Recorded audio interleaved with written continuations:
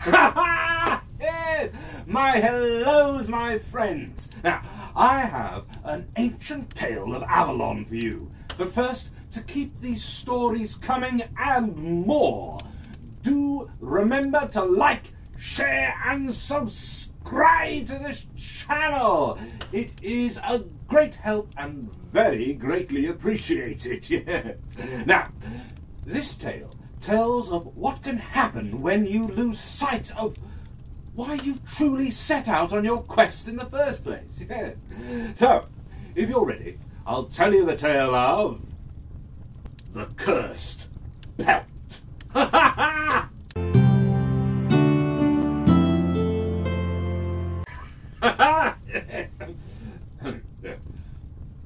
Once an age ago, when the land was still new and wild, Aron the hunter roamed often off the trail.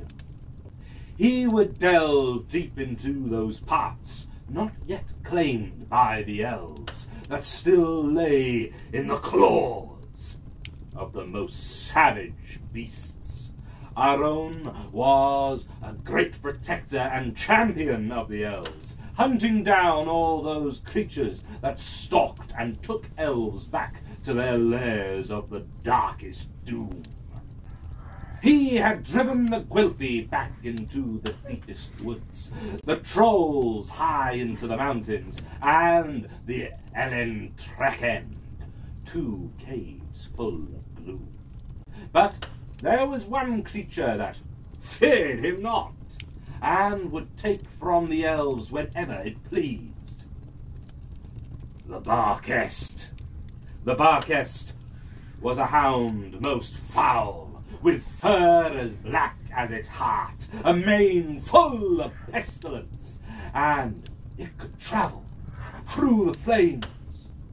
Aron hunted it wherever it brought its deadly hunger, but as he moved in for the killing blow, they would flee into its flames, in which he could not follow. This drove Aron to an unquenchable rage, for no beast had eluded him so for so long. No longer did he winter in the holes of his friends, but on the Barkest trail would he keep. And the longer he stayed in the wilds, the wilder he too would become. His eyes would dart towards any movement in the trees, forever looking for his next prey. He would bare his teeth at anyone who approached, and would always have a weapon armed as if it were a claw. Aron stayed this way for many years, turning from a protector to the elves to a stranger. In the muted light of the silver sickle that was the moon, Aron stalked the trail once more of the Barkest. At last, so close that he could taste the pestilence in the air from its matted mane. The closer he crept, the more potent the sensation became, until he was almost salivating at the prospect of finally vanquishing the beast. The Barkest was on a hunt of its own, watching keenly some elves gathered at the edge of the woodland. The gentle pattering of the increasing rain masked Aron's footsteps. Aron knew his time was now, for whilst the Barkest looked on with hunger in its eyes, it would not know the danger it was in. Aron slowly drew back the arrow in his bow, and unleashing all his fury, he released it, letting it slice through the air and embedding his malice into the back of the Barkest. The Barkest let out a howl of pain and anger, wheeling round to face its attacker. But Aron was quicker, and a second arrow cut off the Barkest, flying directly at his throat. Smoke started to plume from its writhing form, but soon hissed and fizzed out as it met the rain falling from the gathering clouds. Our own, in his triumph, fell upon the beast and delivered the final blow with his bare hand. His victory won. Our own claimed the pelt of the Berkest for his trophy, but he found that its fur granted more than just warmth, for with it placed about his shoulders, his strength was greater, his eyes were keener,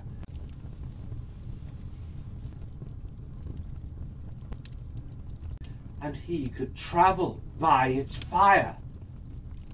The pelt of the Berkest granted our own many more victories and trophies, but the more he wore it, the more his hunger grew.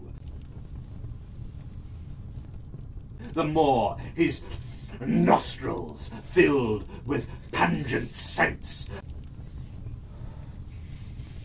and the more his eyes looked on elves with hate, until the light of the silver-sickled moon dragged him deep into the darkest woods, and there his voice turned into a howling.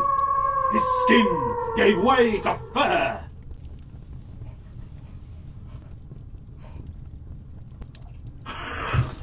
And the Berkest was reborn. Our own stalks the woods still, but not as the elven hero he once was, but as the elven scourge he became. Well, you see, our own lost sight of things, I'm afraid. He became so obsessed with getting rid of the Berkest, he became like it himself, even before he wore its pelt, really. You see, when fighting evils, you must be careful not to take on their ways, even if they do seem effective, as they will corrupt you too.